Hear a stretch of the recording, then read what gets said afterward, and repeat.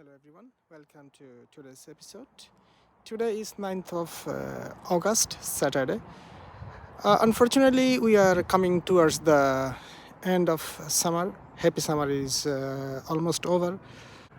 As you can see here in the video, I should say Alhamdulillah, since I have been growing beans over the last 4 or 5 years, this is one of the best year as for growing beans. As you can see, the extent of fruiting is really is staggering and mind-blowing. Again, Alhamdulillah, all praise goes to the Lord of the universe. As you can see, obviously the leaves and the color of the leaves and the beans are pretty much same. So is in the video probably you might not be able to see the true extent of the fruiting of the bean, and this is undoubtedly way beyond my expectation. As I said, this year the fruiting of bean is one of the best since I have been gardening. I was trying to keep you update as to how to take care of the plants, what kind of fertilizer to apply, and how much and when to apply. So this is here I am today with this scenario. Alhamdulillah again. As you can see here, from the top to the bottom of the plants, there are bunches of bean in each of those bamboo can. And in terms of taking care of the plants, honestly speaking, I'm not applying any fertilizer or anything, and I'm just watering every other day or every 2 days, depends on the temperature.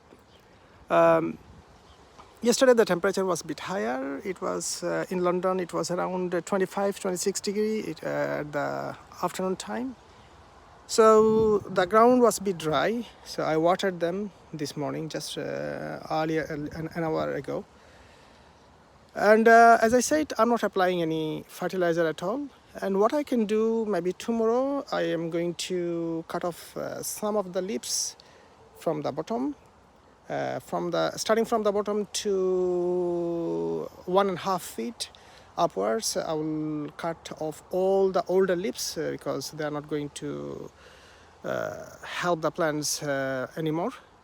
Rather, if I cut off the leaves, it will save the energy for the beans to grow better and faster, and it will improve the aeration. I mean, the air will pass through the plants easily. Obviously, this is the time to harvest. So it's the time to reap of your hard work. So as I said, I'm not going to do anything much more than that. Just cutting off the leaves or the leaves from the base of the plants. That's it.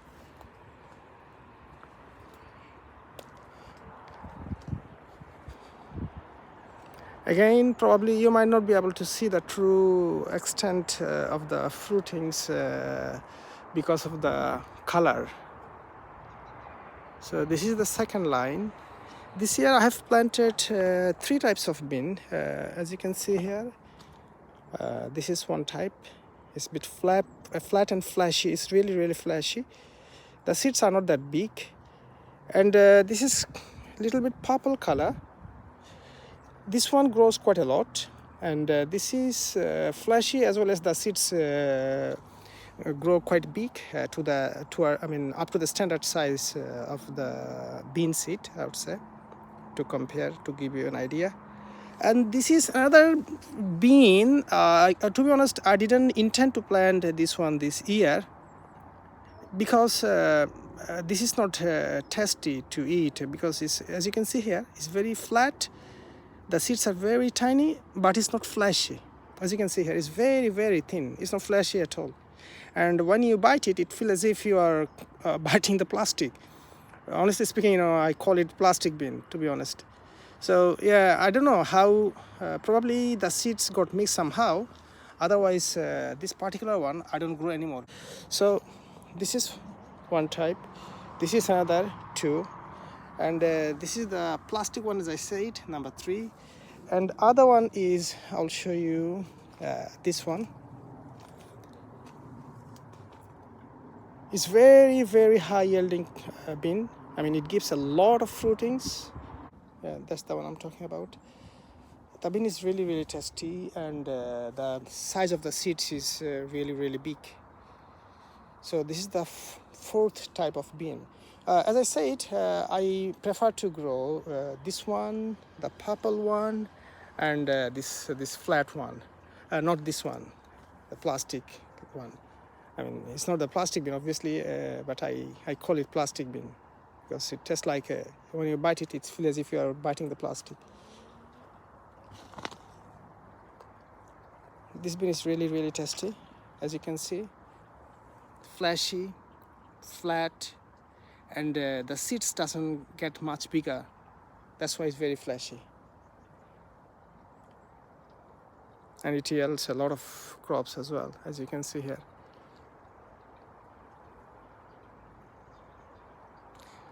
As you all know, in London, if you live in London, this year at the beginning of summer, the temperature was really, really good. I mean, the temperature was consistently sunny week after week, and literally we had three episode of heat wave. Unfortunately, when we needed the temperature most, I mean now, when fruit setting start, but now the temperature is a bit milder. So at the beginning of summer the temperature was good. Unfortunately, as I said, now the temperature is not that high and consistent, so it's not helping much right now for the beans to grow, I mean for the fruitings, because as you know, these are the vegetables or crops of tropical weather. So if the temperature is not high enough, you can't expect to have a better crops.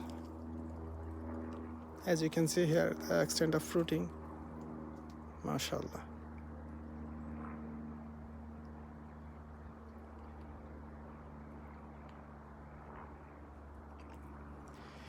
There is another row of beans, as you can see through. Obviously, I planted them last, so the fruiting has just started, so you won't be able to see the bean much in the video. So after a week or 10-12 days, probably the beans would be visible to see in the video. And obviously this is fuzzy melon, winter melon, or chalkumbra. Again, the fruiting this year, I have harvested so far 5 or 6, and there are another 10-12 on the trellis. Unfortunately, this year the fruiting of the fuzzy melon is not up to my expectation, as you can see here. Compared to the number of plants I have planted, the fruiting is not really, really nowhere near to even up to my expectation. And again, due to consistent raining around the whole allotment site, there is powdery mildew. I'll show you these leaves. As you can see here, the powdery, dusty mildew. When they attack the plants, literally the plants die within few weeks' time. So because of that, as a preventative measures, I had to cut off all the leaves up to the trellis. And there is a different way of controlling them, like milk solution and spraying over the plants, and neem oil and other stuff, but I don't have enough time to do that. So I just cut off the infected leaves from the plants to contain the spread. So as I said, the fruiting is not up to my expectation. So I'll wait and see what happened in the coming weeks. Obviously, I can expect those plants to produce fruit till end of September. This is what happened last year, so there is still time, so I have to wait and see if anything happens, if there's any miracle waiting for me.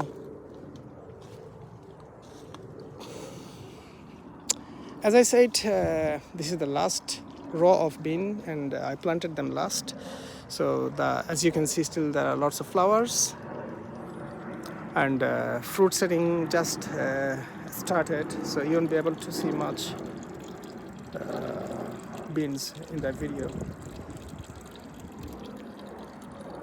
And this row, normally I plant bean here, but this year I didn't have enough plants, so I just planted some red amaranths and bits and pieces. And this is kochu, colocasia, ado, taro, dashin, or whatever you call it. And again, it's okay, not bad. I didn't look after them this year much, so it's still okay. I'm happy with them. As I said, this year, because of the continuous rain for 2-3 weeks, there is widespread powdery mildew and tomato blight around the whole allotment, and most of the plant tomato, especially the tomato plants, cucumber, marrow, those plants are dying. As you can see here, my tomato plants, is very, very heartbreaking to see the plants are dying with lots of tomato in it, green tomatoes, which hasn't been reached to the maturity yet. It's really heartbreaking to see. The plants are dying with lots of green young tomatoes.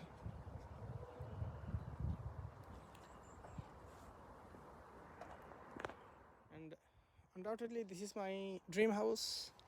I've been building it for the last 6-7 months, and I couldn't finish it yet. In fact, after completing one step, I have to take a time to think how to move forward to the next step.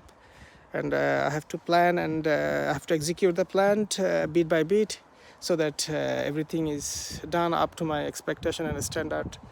And especially if one step doesn't clash with the next step, because obviously if I want to make it like a greenhouse, if anything goes wrong, it's not going to be a greenhouse anymore. So I have to be very careful in doing whatever I do. This is especially for the snake gourd or chichinga, one of the most favorite vegetables. I was hoping to grow it, and obviously, as you can see, I couldn't finish the greenhouse yet. You can call it greenhouse or fruit basket, whatever it is. And it's almost done. Now all I have to do is cover with the polythene sheet. And obviously before that I have to make the windows and doors. Then I have to cover them with the polythene sheet to raise the temperature inside. But alhamdulillah, as you can see here, those snake gourd or chichinga, I bought those seeds on eBay from Australia, and I never expect them, and I didn't expect them to grow even without raising the temperature to that size. As you can see here, it would be, I think, from the picture you can take a guess, obviously. Look at the size of it. I think it would be almost 3 feet long. Obviously, it touched the ground, and because it cannot grow further down, and it has started to take a twist.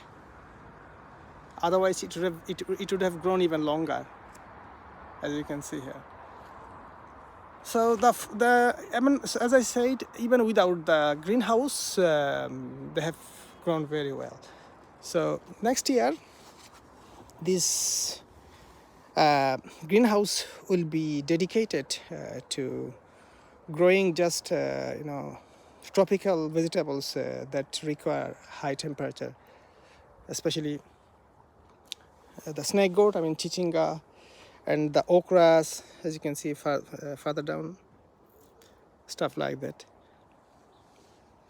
And I'm not going to make any videos today from the bottle gourd, I mean the lao, because something is happening in the lao trellis. I'll keep you update after a week time, maybe after 10 days time. A miracle is taking place, obviously. I can give you a clue as for the lao or bottle gourd. So thanks for watching. Stay tuned for the next videos.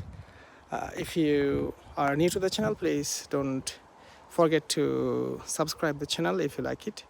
And if you have already subscribed, please press the like button and share with others. Thanks for watching. Bye for today.